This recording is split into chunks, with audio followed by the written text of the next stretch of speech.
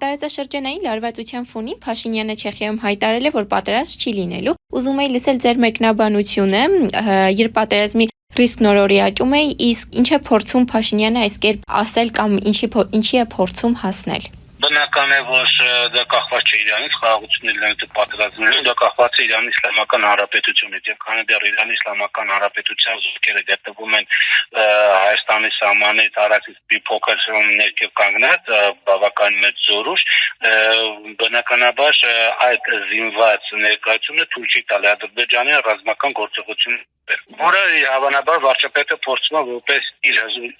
ճիշտ քաղաքականության տեղը ներկայացնել, բայց կապ չունի, կլներ կոնկրետ այս վարչապետը, կլներ ուրիշ վարչապետ, նշանակություն չունի։ Իրան Իսլամական Հանրապետությունը քանի դեռ հզոր է, իսկ էքսպայդությամբ նա ցույց է տալիս, որ հզոր է, նա ցույց չի տալու, որպեսզի Սյունիքը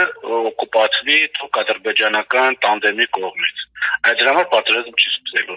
Պատերազմ սկսելու մեջ ընդհանրապես դերակատարություն չունի հայ իշխանությունը կամ Հայաստանի գոյություն չունեցող զինված ուժերը։ Միակ արգելակող գործընթացը միակը դա Իրանի Իսլամական Հանրապետության գործոնն է։ Ոչ Ֆրանսիան, ոչ Ամերիկան, ոչ Անգլիան, ոչ Եվրոմիությունը, ոչ Ռուսաստանի Դաշնությունը, ոչ մեկը այս պայմանությամբ չեն կարող թույլ չտալ թուրք-ադրբեջանական տանդեմի սկսել պատերազմը։ Ուղղակի չեն կարող տարբեր շահերից ձեռնելով։ Մեկը թույլ է, մեկին դա չի հետաքրքրում, մեկը ինչ-որ կողմնակից է։ Միայն Իրանի Իսլամական Հանրապետությունն է,